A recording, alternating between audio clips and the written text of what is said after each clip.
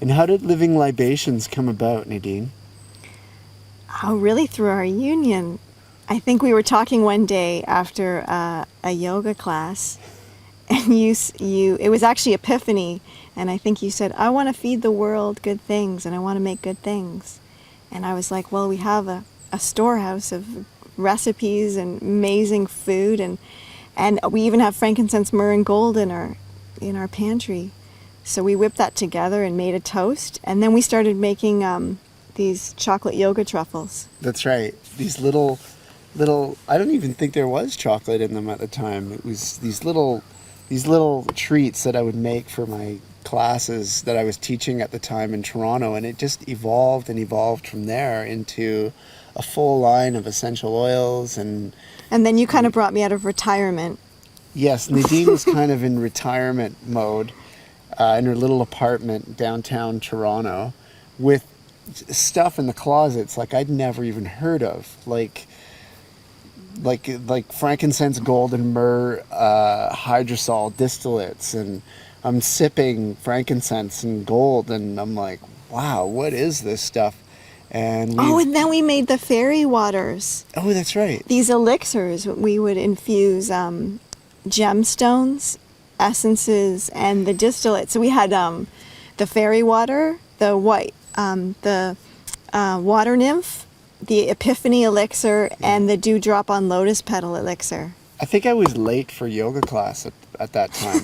I was supposed to teach some class, and I was, and I just, I was there for a long time with you, and we just kept making these amazing one creation after another. We had the tiniest kitchen on Huron Street, and in that kitchen it was just nonstop. Nadine would be on the bed, and I would be making these little treats and everything. And then when the chocolate came in, oh wow, we started experiencing raw chocolate, and that was a whole other venture. We would always cover our lawn in rose petals. Oh yeah. And then it was just so fun because we were so encouraged and so well received by everyone we would make the creations for. Mm-hmm. And so through that love and reception, we just further committed to and our creativity is sort of like a raspberry bush that when we trim things back or simplify, we have 6 new creations to attend to.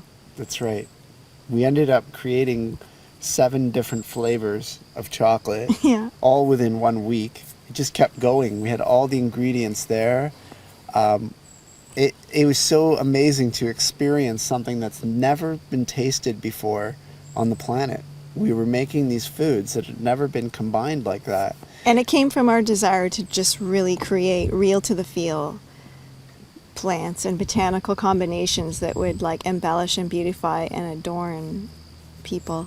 Yeah, every part of their being it would adorn, from the essential oils to the roots and the adaptogenic herbs to the selecting and sifting through all these different raw cacao beans and finding the ones that work the best for us. I had no idea that I would be making chocolate and anything. No. I knew once I made it, I knew that I'd be eating it for the rest of my life, which we still are to this day with our chocolate breakfast and everything like that. So now I'm going to ask you a question. Go ahead. So what is Living Libations in this moment? And now Living Libations has left the rose petaled covered lawn and is now residing in the secret land of Iz. Well, Living Libations now is a veritable wonderland. It's a veritable wonderland. It's as vast as this forest and as intricate as the forest floor. It is. I believe we're coming to the full manifestation of our vision of what we are, and it seems to be growing more and more. Living Libations is the outpouring. The outpouring of a nectar. Yes. I'll explain it.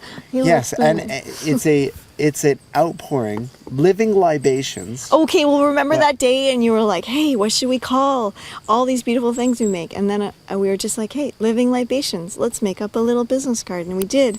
And then the UPS man said, hey, what does that mean? And we were like, we have no idea. And then we looked it up.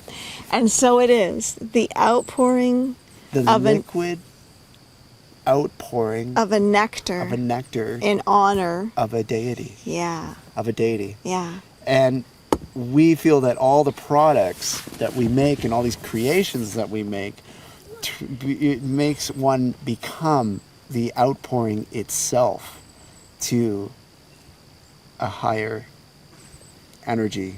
We're 90% water anyway. We're 90% water. We are living libations. We are liquid libations. We're libating and inhaling and ingesting and exuding an exchange with the heavens and the earth. That's what libations is. Yeah. Yeah. All right.